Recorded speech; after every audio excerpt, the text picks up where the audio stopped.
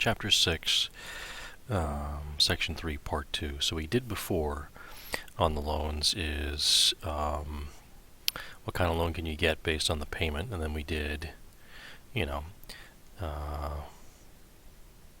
based on the loan, what's the payment, and the interest you're going to pay. So what if we look at, even though it's a 30-year mortgage, what if you at any particular point in the particular mortgage or loan, whether it's a car loan or a home loan or something like that, all the conventional type loans, you want to make what's called an amortization schedule, right? So basically the prior balance plus the interest, and you take your monthly payments. Your monthly payment is not going to give you the full amount in principal because you have to pay the interest first, right? So every payment period is going to give you a lower balance, assuming you make the payment, right? And in full. Okay, so we have a $1,400 mortgage, 6% interest rate, and you make this payment here, which is what we found in this previous problem here. Okay, we want to determine 10 years. That means we still have 20 more years to go.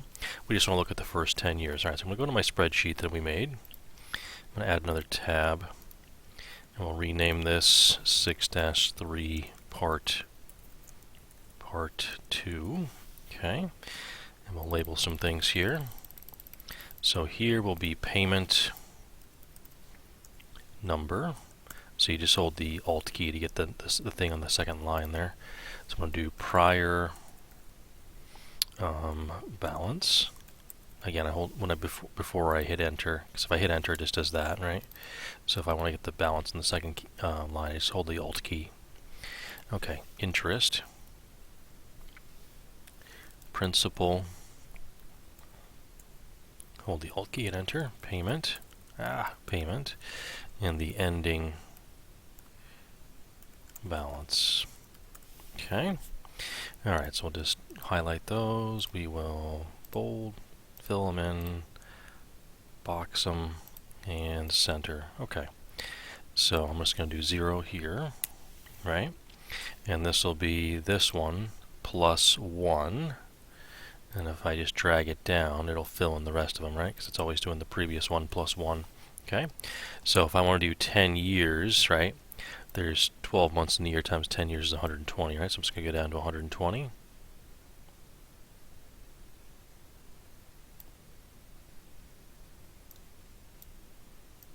Okay, so there's 10 years of payments. Okay, so the beginning balance is $140,000.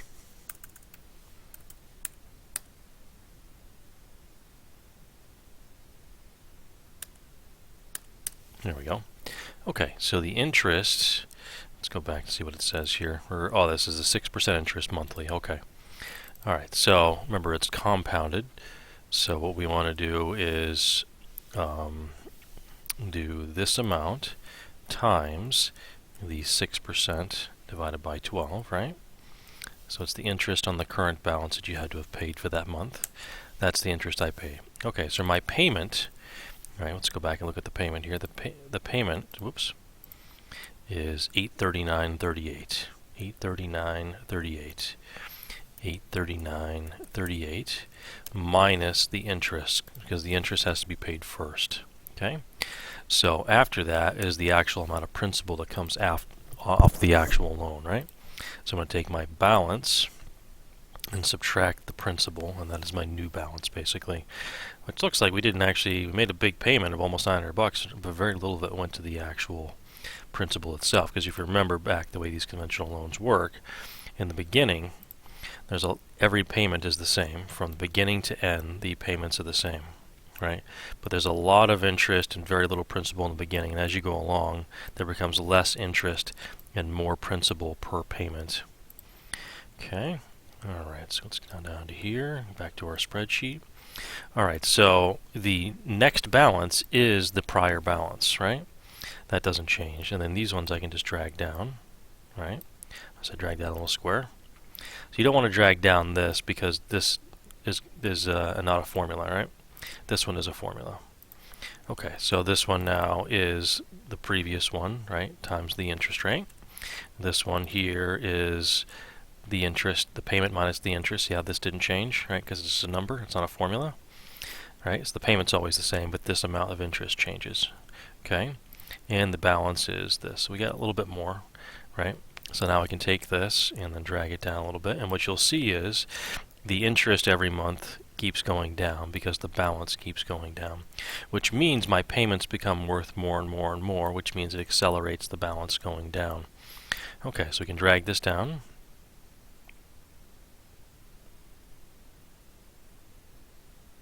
Okay, so essentially this is right here my oh, we should probably break this box a bit bigger. There we go. We get the money amounts in there. Typically there's some rounding involved, but we're not going to worry about that for here, right? All of these. We'll go back to the beginning and we'll extend this out a little bit for a couple decimal places. Right, so you can see the decimals, right? So there is some rounding involved. There's some rules around that as far as they always, as far as ending balance, round up so that they're not going to give you that extra penny. I'm saying they're going to keep the penny for themselves basically. So you get a $140,000 mortgage, right? In the end, 10 years, you still owe 116. So you didn't really pay it down all that much, right? Because the larger acceleration of the payments is in the latter 20 years, because you still have 20 years to go. This is only 10 years in, right? So again, if you want to put a dollar sign on this, I think there's dollars, right? United States. Oh, I get that a little big. Okay, so this is an amortization schedule, basically. All right, did we answer all the questions? How much do you still owe after 10 years, right? So that is the amount right there you will still owe, essentially. Okay? All right.